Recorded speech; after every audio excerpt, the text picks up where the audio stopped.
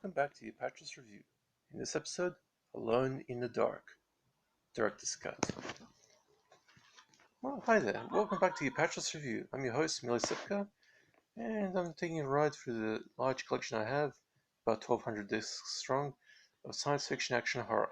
In this episode, we'll look at the film Alone in the Dark, which was released on both on Eagle Entertainment, the original theatrical version, and the director's cut was put out through 20th Century Fox, originally as a rental disc. Now, as for the story, Edward Carnby is a paranormal investigator.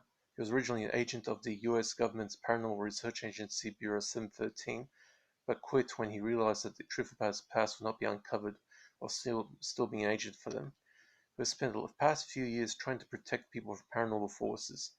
So like the Fear video games, only without the action film style story.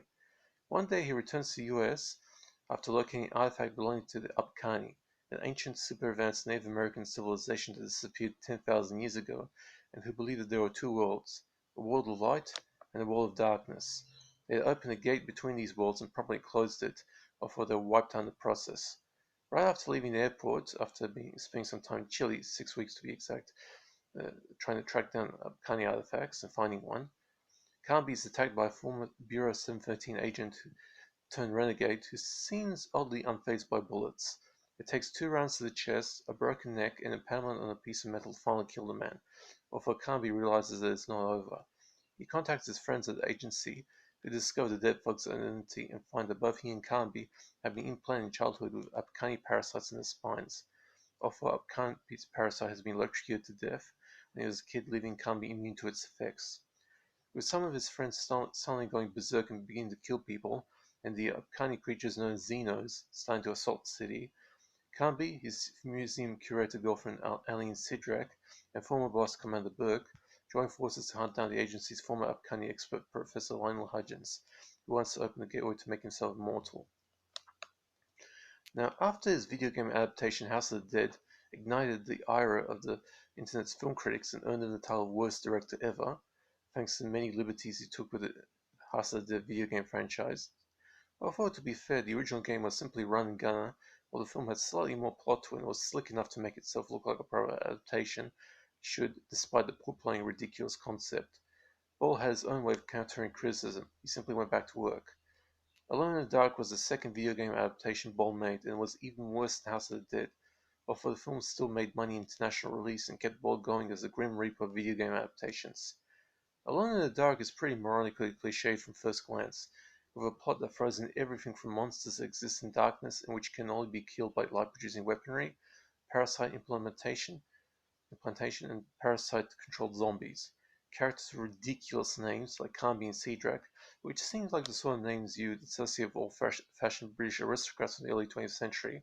Slick but ultimately soulless action scenes, the post-millennial reliance on CGI overkill, and storytelling that resembles the sort of storytelling you'd expect from the Resident Evil series, although without the dogged determination that those films were renowned for, and a climax that seems like a cheap excuse to leave the door open to sequels. Now, as for that, one sequel did follow a couple of years later, with Rick Ewan playing Carnby and having him going up against an undead boyjacking witch, which was better than the original but still not getting anywhere above mediocre. Also, if you watch the original version, there are some plot holes in the story that reduce the effectiveness of the story. Boll noticed this and released the director's cut years later, inserted some deleted scenes which explains some of the way some of the films playing dead ends, although not raising the film's quality.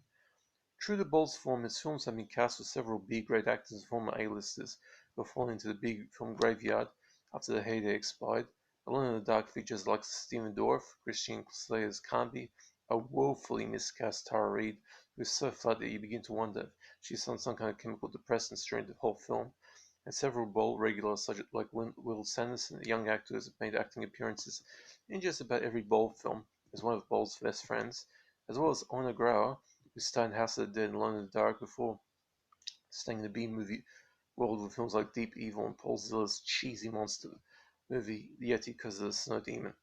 Most of this cast do okay in the film, except for Tara Reid, who looks out of place in a film like this, although she would later make her name in the Asylum's utterly ridiculous but extremely funny Sharknado franchise. Boll seems like the B-grade directors of the 1990s, like Richard Pepin, John Ayres, and Robert Payne, although his budget resources outclassed them, despite Boll not having the necessary skills to make memorable films. Now I should mention something about Boll's funding, and this is because Boll came from Germany.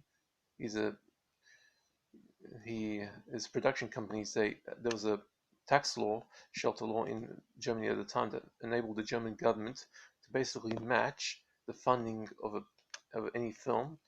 So once you apply, if you like any investor raises $1, for every dollar the private investors raise, the German government would raise that, match that donation cent for cent. And that's pretty much how Boll managed to get the big budgets that he worked with for his films. When news of this tax shelter thing did come out, the German government did revoke it, but it wasn't until a few years later. Now, as for the action scenes, Boll uses plenty of flashy stunts and effects, including the dreaded bullet time effects of the Matrix pioneered, as well as the over-reliance on CGI effects to muscle up the shootouts and creature effects to negligible overall effect. In the end, Boll has stuffed up another video game franchise, although the Soul sequel managed to offset this to some degree, and Boll's only fault, in my opinion, being in getting the wrong people to write scripts, getting more and more improved later works. As for the gore report, plenty of gore in this one, especially in the director's cut. People getting riddled full of holes and torn apart by the CGI monsters. Had the director's cut had more gruesome violence in it. There's even one choice shot of a woman getting her face torn in half. One of the stills from the Eagle Entertainment Disc Gallery shows the original shot, which had the actress's intact half covered in green to be digitally erased later to preserve the effect. Pretty gory, although not quite up to the levels of, say, 1980s Italian zombie film, for example. As for nudity, there is no nudity in this one, although in the theatrical version, Tara Reid appears practically topless right after the ridiculous sex scene where she and Christian Slater bump the proverbial uglies without even so much as taking their clothes off.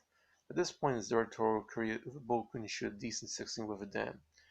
As for DVDs, this near junker was originally released in Australia by Eagle Entertainment, a form of the VHS label during the 1990s which managed to successfully transition to DVDs, although initially as rental-only titles.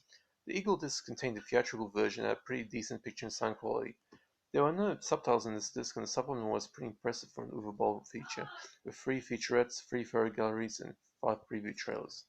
While this original version was rental-only, the film's director's cut was issued years later from 20th Century Fox, first as a rental-only title like the Eagle disc, but then dumped to bargain basement store DVD bins by Payless Entertainment as a reasonably cheap $5 disc, although the disc Payless issued was structurally identical to the Fox disc.